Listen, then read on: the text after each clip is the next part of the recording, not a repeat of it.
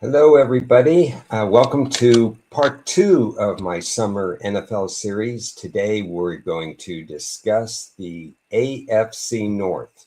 If you missed part one, that was the AFC East. That was last week. It is on my YouTube channel. You can go ahead and look back at that if you watched it. Thank you for watching it, and we're going to continue on with this series. I won't talk about props much in this series, but there was one addition I'd like to add to what I said with the AFC East last week, and that's Malik Willis is presumed to be the starting quarterback of the Miami Dolphins, and I think there can be some live action regarding Malik Willis because I don't think they're going to ask him to throw a lot of passes. That could affect his total number of passing yardage.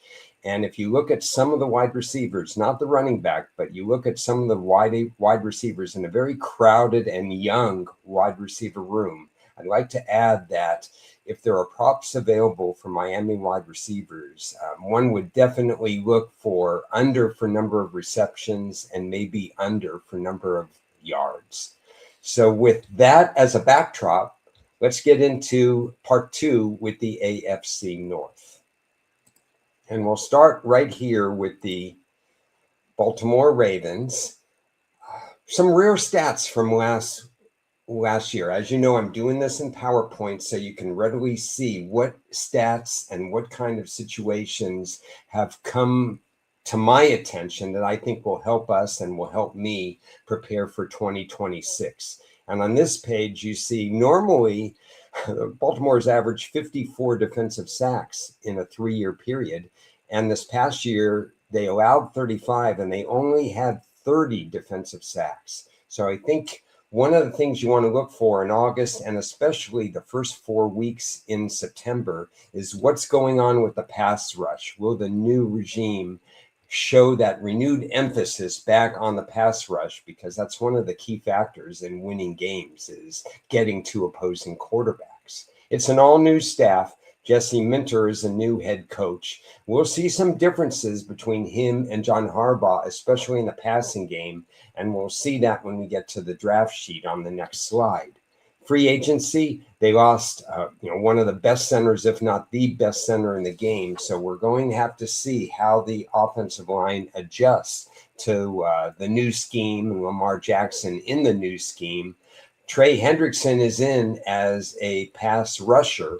So that will help in terms of getting the sack ratio up. He led the NFL in sacks in 2023 and in 2024. This is the sixth easiest schedule, has lots of travel miles involved. The last 4 games are all against the AFC North. So those divisional games are going to matter. We can look for this division maybe to come down to the wire if every team stays healthy. But it's not a very difficult schedule nonetheless. Here's the draft, and as I've said before, I've already had shows with Ted and with others in terms of the draft. You can go back to previous podcasts, but you can see a different color for a couple of the draft class. Now, Baltimore typically has a top 5 draft, and they're unbelievable in terms of from Ozzie Newsome on to the current regime. You can count on this team as having good draft classes, and this is no exception, third best. But I want to highlight the 2 wide receivers. USC wide receiver Jacoby Lane, sure-handed, stretch the field, pro-ready out of the USC offense, who, as we know, have produced a tremendous number of wide receivers into the NFL. Elijah Surratt from Indiana, national champion Indiana. Again, sure-handed, really was their number 1 receiver. I know Cooper made the amazing catches, but Surratt is the guy they went to in go-to situations. Not only are these great additions to the Baltimore wide receiver core, but they're taller additions, 6'3", 6'4", and this is something Lamar Jackson hasn't had out of his wide receiver core. I'm curious to see how that changes things. But Baltimore has done a wonderful job in adding 2 tight ends, of course, because they lost 2 tight ends. This is a very tight end heavy organization, so they did that. They have the best offensive guard in the draft class at pick 14 to help with their offensive line. They add another edge rusher to go with Hendrickson. As I said, 3rd best draft class. My unanswered questions. What will attention to detail be with Harbaugh not there? Now, Harbaugh had some play management deficiencies, end of half, end of game, but his teams were always prepared in August. With a special teams background, they made very few special teams mistakes. What will happen with the attention to detail? How will we see this team starting out of the gate this year with John Harbaugh not in the coaching room? And what about the offensive line? Will it slip a little bit, maybe with a more pass-heavy focus? I know there's Derrick Henry in the backfield, but they didn't draft these 2 wide receivers to have them sit around. I think they're going to try to develop under Jesse Minter a more passing-type game. Their goal is getting to the AFC title game. My goal is winning the North, winning this division, and at least 1 playoff game. As I've said in the past, what's been holding Baltimore back in the playoffs? Turnovers. Uncharacteristic -13 turnover ratio in their last 9 playoff games. They have to stop beating themselves. This is one of the highest win total in the NFL. It slanted to the under, but it did open 10.5, 11.5. My power rating is right up there, 3rd, tied for 3rd best, them and Buffalo.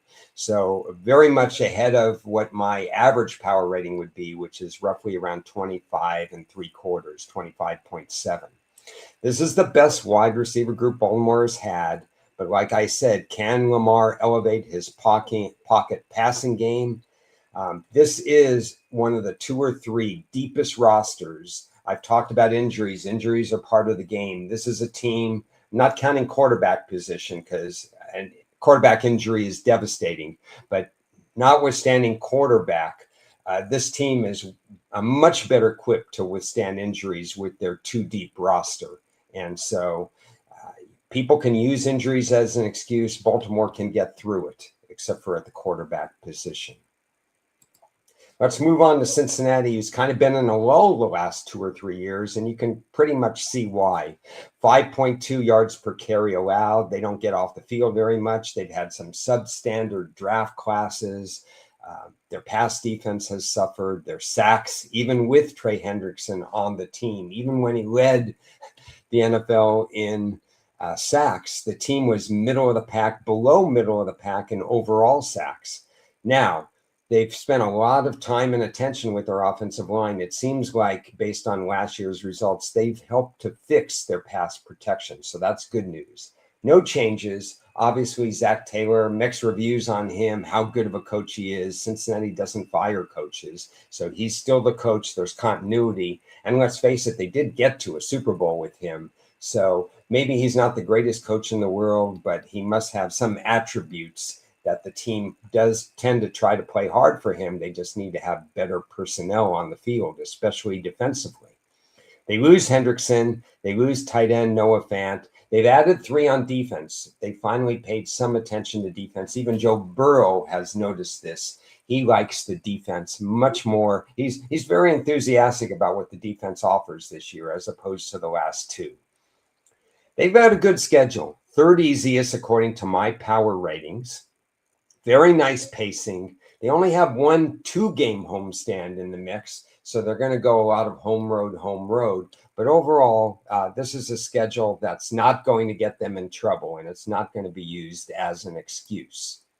This was their draft, smaller draft class. They covered a lot of different ground. Howe is rated. Cornerback Davis is rated. The 2 centers, especially Parker, he could play all 5 positions on the offensive line, but they're listed as center because that's what they did the bulk of their work in college. Zach Andrews is a decent enough tight end out of the Texas system. So we have a variety and we have rated players. So finally, this draft class got back to where they used to be in the turn of the 2019, 2020, and so on. Colby Young is highlighted here. I don't know if he'll have any kind of NFL career. When he was on the field without injury and without, unfortunately for him, a suspension, he was sometimes a man among boys. This guy showed off in the combine. You could see how he can make every catch on the deep throws in the combine. You could see his speed. You could see the way he maneuvers defenders, the gauntlet drill, a strong gauntlet drill, which is something I pay attention to. This guy on the field, he literally has second round talent. He was drafted in the 4th. A lot of people thought he would be drafted in the 6th or 7th. It surprised people to be drafted in the 4th, but he has that talent. If he stays out of trouble, sometimes with wide receivers, that's a tall ask. But this guy has some hidden talent. He's not going to be rushed, not with the Cincinnati top 2 wide receivers, but he can ascend to be a vital part, wide receiver 3 or 4 during the year, and his contributions may put them over the top. I'm rooting for him as a player. Unanswered questions. Where will the pass pressure come from? They've added somebody through the draft and through free agency, but still, where will the pass pressure come from? They've got to get more than the number of sacks they've had. Will all these new faces make a difference? Can the coordinator put this all together?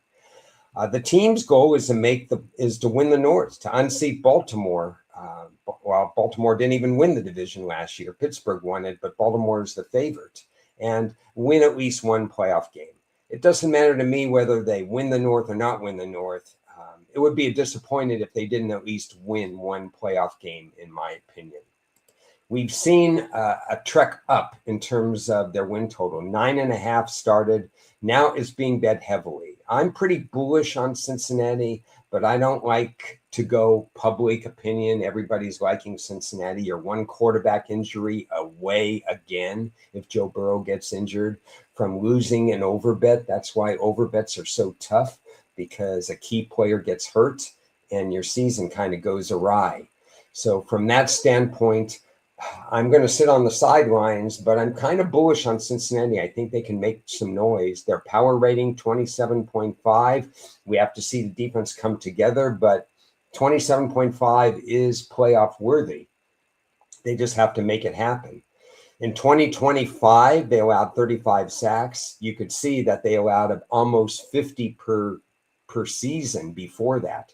So I think they've done enough on the offensive line to mimic 2025 totals and keep that number strong. Ceiling is high for Cincinnati. We know Zach Taylor won't be fired. Cincinnati doesn't fire coaches, but he's got to start fast. They've got to build player and team confidence. They have to keep Joe Burrow engaged. Again, what are my watch points going to be in August and especially September? Is there a pass rush? Because if there's a pass rush, the defense doesn't have to cover that extra half second. It makes a difference, and they have better talent defensively. So Cincinnati should be in the mix in terms of where they are for a playoff hunt. I'm going to pause just a second. I see some questions here, so I want to get to a couple of the questions. Jack Luger, AFC North is his division. Have been a Browns fan since the Brian Sipe era. Well, we're going to talk about the Browns in just a few seconds. What a fascinating organization, that's for sure. Maybe there's some hope this year. Difficult for you to pick the Ravens or the Bengals. It's tough. If the Bengals stay healthy, they're going to be right there. We're going to see what the new coaching staff. 3 new coaches, remember, in this division. And Cincinnati is the one without the new coach. So that creates a lot of variety, some variance, and some uncertainty. Ravens fans are happy with the head coach change. I would agree, too. It was time for a change, and I think they could be a little bit more dynamic and more creative in their play calling offensively. It may hurt them a little bit defensively and may hurt them a little bit on special teams. But overall, I think this is potentially a positive change. And we're going to see, again, on paper, Cincinnati has improved defensively. Now we have to see it in real life. So we're going to find that out. Let's go on to the Cleveland Browns. Last year, a lot of defensive sacks. Obviously, they had one of the great defensive sackers of all time, and he's no longer on the team. But they also allowed 51 sacks, and part of that is raw quarterback play. Shedeur Sanders, a rookie. The other gentleman that they had on the team, a rookie. Deshaun Watson, a little bit skittish in the pocket, shall we say, since his suspension. He's a completely different quarterback. And they've also, special teams, something very important to me. They didn't play very good special teams, not in terms of the way they returned punts and kickoffs, the way they covered punts and kickoffs. That's an important thing. When you give up field position on both sides of the ball, that hurts you. The margin for error is so slim with a Cleveland Brown team that's still building. They had a good draft class last year. We'll talk a little bit more about that on the next slide. But they're still a young team in some respects. And of course, they lost a couple of superstars now. I think Todd Monken has a chance to do some damage offensively. They lose Jim Schwartz, their defensive coordinator, and they also replaced their special team coordinator, which I'm in favor of. If you're sitting near the bottom of special team success, I don't think it hurts to change your coordinator. Now, the Jim Schwartz move, we'll find out whether or not that makes a difference. There was a lot of animosity at the end there, and he just thought it was best to move on. And we'll see what happens. I'm going to be learning a little bit about the defense. So let's not automatically assume the defense is going to be even nearly as good as it has been the last 2+ years. Fourth easiest schedule, second fewest travel miles, and an extremely rare 5 straight weeks at home. This division caught a break in terms of the schedule. Baltimore's not too bad. Cincinnati's really good. And this schedule may be one of the best in the entire NFL. Cannot use schedule as an excuse this year. Really good schedule. Okay, I graded Cleveland's draft first overall. And sometimes I grade drafts differently than others. But in this case, Cleveland's draft was pretty much 1 or 2 by most people that I respect in the draft analyst world. Highlighted by the offensive guard Fano, who certainly they have to pay attention to their offensive line. Again, they allowed 51 sacks, and somebody, they don't have a lot of veteran quarterback leadership, at least somebody who's had the reins for 24 straight starts or 30 straight starts. So they have to protect that young quarterback, or even if it's Deshaun Watson. A lot of rated players, 2 high-quality wide receivers. Concepcion, for me, had a top of the second-round grade. Boston had a top of the second-round grade. There they are at picks 24 and 39. I like the safety, McNeil Warren. Most of their picks were drafted. Joe Royer, a little bit underrated as a tight end target. Now they have a 2 tight end set because they had Fannin last year, who I raved about last year. Wanted about 25 teams to draft him. This is a really good and focused draft. They did some non-traditional draft positions last year, running back and linebacker, and they had the defensive player of the year at linebacker. So back-to-back top 3 drafts for the Cleveland Browns has set them up to be a force. And of course, they've had a lot of draft picks. You see that they had 4 picks in the first 58 this year. So they're building something. I like what they're doing. They just have to get the right coaching staff and the right quarterback in place. Unanswered questions. There we go with a quarterback. Is it Sanders? Is it Watson? What are we going to do with this? The defense. Will they regress a bit with the change in defense coordinator and, of course, Myles Garrett out of the building? Will there be tangible special team improvement? I expect improvement. If it's more than just the middle of the pack, that saves some points that they lost last year when they didn't play very strong special teams. So there's a lot of variance that we have to look at. How will quarterback play be? If quarterback play improves, but the defense drops down a notch, that kind of evens itself out. So we've got a lot of things, a lot of moving parts to look at. Flirting with a winning record, I think, for Cleveland would be a step in the right direction. They don't have to make the playoffs to necessarily be on the right track with all their young players. And I think they have another 10 or 11 draft choices next year. For me, I want to see that Monken fits as a head coach. That's what I want to see. How does he develop in his own coaching during the year? And get your 2027 quarterback. whether you're picking third or whether you're picking 10th, there might be 4 or 5 or 6 quarterback options, just like there were a couple of years ago. I don't think their go-to quarterback is on the roster right now. I think in terms of Shedeur Sanders, and we'll go to the next slide before I talk completely about Shedeur Sanders. Let's go to the win total. The under is actually being bet at 6.5, and that was before the Myles Garrett trade. So now, I haven't looked in the last week or so, we're probably going to see more under action. I've asterisked my power rating at 21.5. I had 22. I lowered it a half a point at 21.5. I probably, with the new staff and now with Garrett out of the building, I probably could go as low as 21, which puts them more in the 5-win category as opposed to 6.5 or 7. But I really like the talent on this team.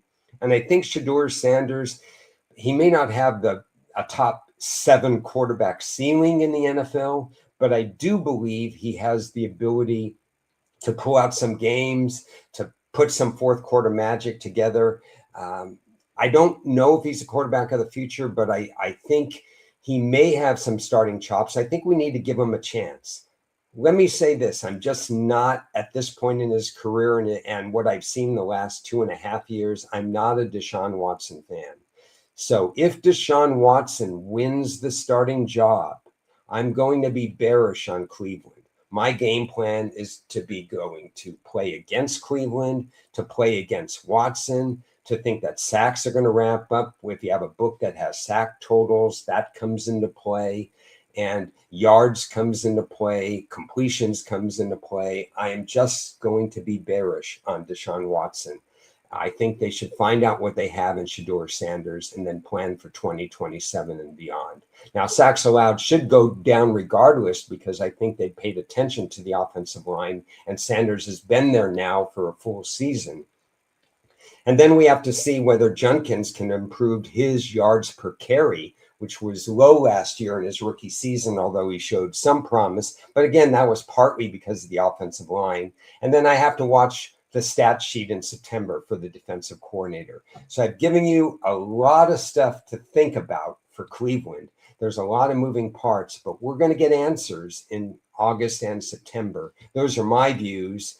You can put together your own PowerPoint and so on and think about what you think about the Cleveland Browns and your checkpoints.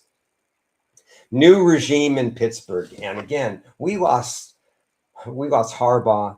We lost Tomlin. We lost 37 years or so of coaching. I'm going to miss Tomlin because I had such a good handle on the Pittsburgh Steelers as far as a handicapping standpoint. I'm just going to miss his straightforward answers to questions. When he tells you he's going to do something, he's going to do something. There were trends and situations and tendencies that Pittsburgh had long-term that excelled year after year after year. I'm going to miss him as a coach. I'm going to miss him as a straight shooting person. I think he was good for the NFL.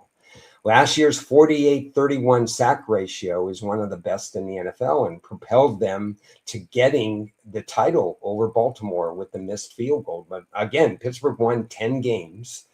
A lot of people think, Pittsburgh always wins 9-10 games, but they're not really that good. Well, we'll find out this year with Harbaugh gone. Now, McCarthy takes over, and I think this is a good hire. Offensively, I like this hire because I think McCarthy will open up the offense a little more, and I think Rodgers will appreciate that. They've also paid a little bit more attention to wide receiver. They added Pittman. We'll talk about the draft. They actually improved their roster. That wasn't a bad roster anyway in the offseason. So as much as I want to say Tomlin's gone, let's be bearish on them, Pittsburgh's going to fall apart. Maybe that happens just because of the locker room and it's different without Tomlin, but it's not going to happen because of the roster, because this is a pretty good roster. They've drafted well, or they've actually used free agency better the last 2 or 3 years. McCarthy can coach. We'll find out defensively if they drop off a little bit, but there's a lot of pieces in place to still be very relevant, making this division just crazy. When unfortunately for them, this is the toughest schedule in the North. If you look at the power ratings of their opponents based on my power rating numbers and compare them to everybody else, this is the toughest. I mean, it is a first place schedule, first of all, but it's just the toughest schedule in the North. And as usual, the last 3 years, they've had tremendous number of challenges in the second half of the schedule. The schedule's been backloaded with tough opponents. And when you have a 43 or 44-year-old quarterback, as the weeks pile on and so on, and some other positions defensively with with Watt and with Highsmith and so on, there's some age on the roster. And so their toughest games are in the second half of the schedule where fatigue may come in. So a little worried about Pittsburgh from a scheduling standpoint as compared to some of the other teams in the division. This is another good draft. Interesting how divisions tend to draft either all really great or, as we'll see in a couple of days, not so great. And the NFC North did a fantastic job of drafting. This was, a top half draft, yet was probably the weakest draft if you compare them to Cincinnati, Baltimore, and Cleveland, but it was still a good draft. The offensive tackle will be groomed. He probably won't start this year at all. I like Bernard because he's one of those sure-handed receivers that Rodgers respects. He may not get that stare eye, that evil eye that Rodgers likes to give to receivers who drops balls. Between Pittman and Bernard and their already number one receiver, this is a much improved wide receiver group, and the tight ends they have 3 or 4 tight ends that they can use and interchange as well. A lot more options in the passing game, and that suits Mike McCarthy's style as a head coach. Drew Aller might be a throwaway, wouldn't have been my pick. Everett is a decent cornerback who learned the ropes as a rookie. Dunker was rated. I highlighted the wide receiver, not because he's a great wide receiver, but there were 3, let me put it up there, 3 wide receivers in this draft class that had exceptional return skill. And this may be the best of the lot. Trained at Assignment Sound, Iowa, always good for developing players. And with the new kickoff rules in their second and third year and so on, this guy just might be a difference maker on the punt return team or the kick return team. This is an underrated draft pick in the 4th round by Pittsburgh that might make a game or 2 difference. I just want to highlight that. The rest of the picks, the Navy running back is interesting because he was a jack of all trades at Navy, and maybe McCarthy uses him to the fullest extent. Again, just another good draft class, but the problem is everybody had a good draft class in this division. Nearly wrapping it up now, unanswered questions. Obviously, what will life be like without Mike Tomlin? Will there be regression from the plus 12 turnover ratio? Early 2026 goals, the team get to the playoffs somehow. We know that Baltimore is deep. Cincinnati looks improved. We have a coaching change here. Try to win a playoff game. That's the team's feeling. I don't know if they can win a playoff game in the deep. I mean, that would be nice in the deep AFC. But returning to the playoffs, I think they would be vastly disappointed. And Aaron Rodgers in his final year would be vastly disappointed if they can't get to the playoff game. And he's got to stay healthy. They've got to protect him. The win total, 8.5, but also 7.5s where you have to lay 140, 150 to the over. What that kind of tells me is people expect Pittsburgh to be about 8 and 9. That's what they're expected almost every year, but Tomlin exceeded that. My power rating is 25. That seems, even as I look at it on the screen, a drop low, because that puts them kind of almost 8.5, 8.5. But I think it's the competition and the schedule that I'm thinking of. More than anything else, maybe I'll raise them after I see what happens in the preseason. I think they can get to 25.5 or 26. I think 25 might be the floor to open. But let's see what they bring to the table during the preseason and what some of the comments are and how the too deep aligns itself. But Pittsburgh might be a tad better than what my power rating shows. How will Rodgers perform? Typically, we see a plus turnover ratio with Rodgers. We'll see that again, but they're not going to get any free points because they were plus 12 last year. Hiring a proven coach was wise, but we're going to find out about Tomlin. I'm telling you again, when Watt goes out of the lineup, it tends to mean that the defense drops a notch. They don't have a great win record without Watt. Watt, Highsmith, there's a lot of veterans on defense. They need to stay healthy. But if this team stays fully healthy, just like if Joe Burrow stays fully healthy, we're in for a dogfight in this division. There's some 3 really good teams in this division, and I think Cleveland's on the right track. So we've got a lot of stuff that's going on in this particular division, and those are my thoughts as far as the division. On Thursday, I'm going to be doing the AFC South, and the draft classes leave much to be desired in the AFC South. I'll be talking about what they did wrong more than what they did right, but somebody has to win the division. And so it'll be interesting to see where all those teams pair. So come back at noon on Thursday, because I'll be back with that division. Please subscribe to the channel if you haven't. If you have any questions that if you're watching this and you're not watching it live, please be sure that I'll go back to YouTube and I will go ahead and answer your questions. And at this particular point, we have all the data points. I'm not going to learn anything more till August 15th, but this gives you hopefully a jump start in terms of what is going on with each of the teams in the AFC and then the NFC, so that you can start forming your own conclusions. Look, basketball's over, hockey's over, baseball's kind of in the summer. The divisional races are still going to go on. The World Cup is nearing an end. Why not talk about football? We're only a month and a half, well, certainly less than 2 months from the start of the regular season. So thank you again for watching. I'll see you back here Thursday at noon.